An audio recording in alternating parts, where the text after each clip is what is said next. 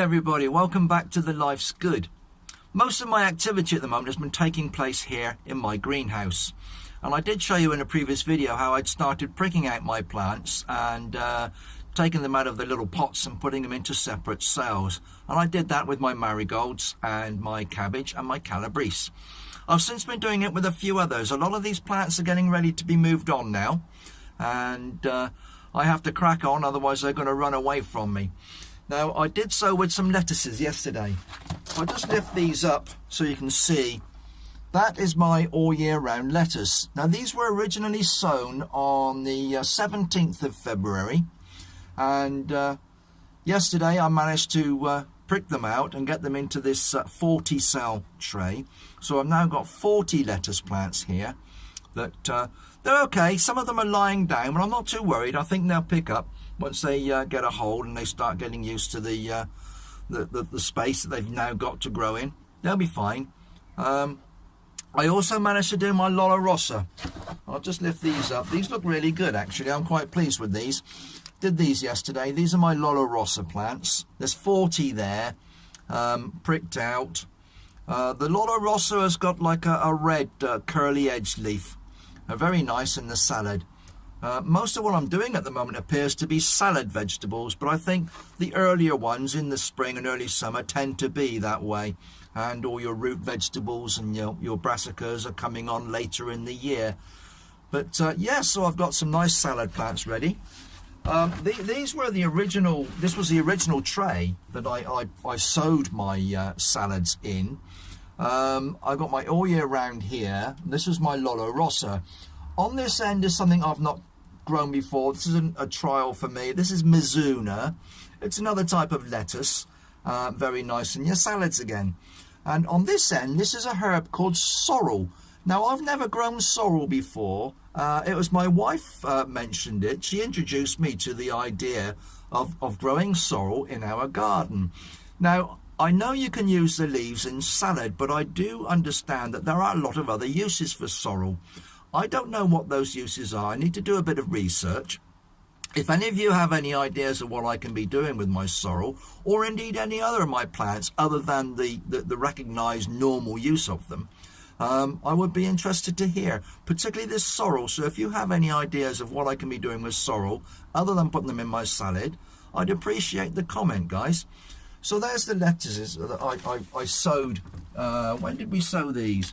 They were sown originally on the 1st of March, these ones, and the others on the 17th of February. So the Mizuna was planted a bit later, or sowed a bit later.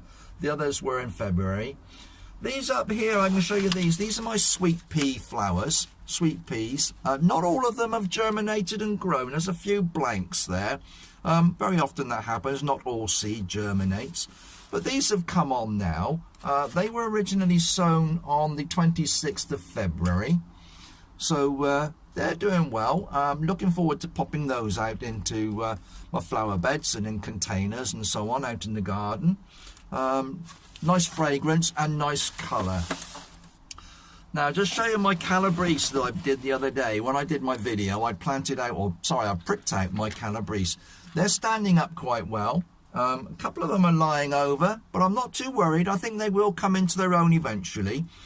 When I plant these on and put them in the ground, I will probably plant them quite deep, so actually the stems get a bit more support. There's no harm in dropping them in a little bit deeper when I put them in the ground, so I'll be doing that. So the calabrese, there's 40 calabrese plants there. Now, I can't imagine I'm going to use every single one of these plants in my garden. I haven't got the biggest of plots, as I'm sure you understand. However, if I do have any left over, I can always pass them on to friends and family. There's a guy I know down the road who's got an allotment. He might be glad of a few plants.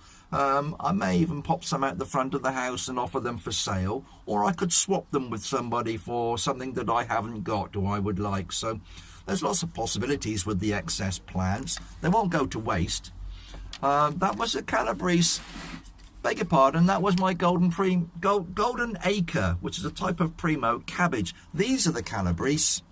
Again, very tall. A couple of them look a bit sad. They're a bit droopy, but they may pick up. I'm not worried. I've got plenty here. I've got more than I can use, I'm sure. But they're looking okay, and again, when I put these out in the garden, I'll plant them deep enough up the stems to offer them a little bit more support, and they'll just romp away. They'll be great. So I'm looking forward to having some nice calabrese at the end of the year. That's going to be wonderful. Now, I was going to show you the marigolds. They were the ones I showed you as my sort of example of pricking out, and these are the very ones. I've got 40. Well, I've got 2 trays of 24, so that's 48 marigold plants here, doing really well. They're all stood up, and they've all got the extra leaves forming now. They're all starting to shrub out a little bit. They're going to be great in the garden. Marigolds are wonderful for attracting insects. They're great for attracting the bees, the hoverflies, butterflies, which are all very good to help pollination in the garden. So they attract everything in, and all the other vegetables with their flowers on will get pollinated by the attraction of the bees and the hoverflies and so on. Absolutely brilliant. Looking forward to seeing these in bloom later in the year. Well, guys, I've got a few things to do. I want to plant out my radishes this afternoon, so I'll let you have a quick look at that, what I'm doing. 1 or 2 other things, and I think that'll just take care of my afternoon nicely. So see you outside in a moment.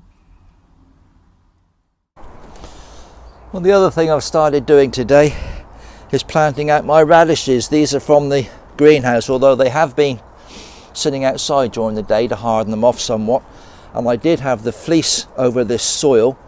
I've pulled the fleece back. As you can see, I've put a row in here already. And all I do is I use my dibber, make a hole, and try and get all of these radishes out as a hole plug, like that. And you put the hole plug in the hole, and in one movement I've just planted 1, 2, 3, 4 radishes in one movement, just like that. So again, a little hole. I think there's 3 or 4 in this one. We could just pull them out as a plug, and the whole lot in the hole, and it's as simple as that. There's a stone there, I don't want that, I'll remove that. Right, well, there you go, guys. These are the radishes all planted out. I'm hoping the fleece stays back. The wind's a bit keen this afternoon, but yeah, so I've got 4 or 5 radishes in each plug, all popped in this soil here. I'll just pull that little bit of earth away from there. There's all the little clumps, little plugs of radishes set out on my plot, and they're in the position I want them. They're going to come on, and in a few weeks time we'll have some lovely radishes. I'm going to pull the fleece over the top, so that piece of fleece there, drag it back here, hold it down with a couple of pebbles, and that'll hold in place, and keep the wind off them, keep it slightly warmer than the outside air, and just give them a little bit of protection over the coming few days, few weeks. But they'll be fine, absolutely fine. They're quite hardy, so we're looking forward to harvesting those.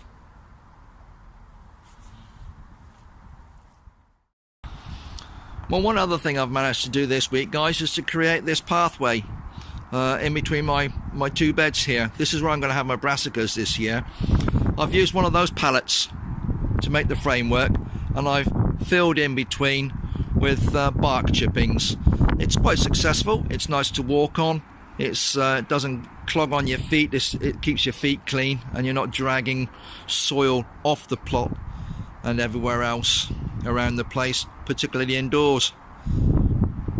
So that's a success. I think that's great. Now I've got one more to put in here, so I'll be putting a pathway in this side as well.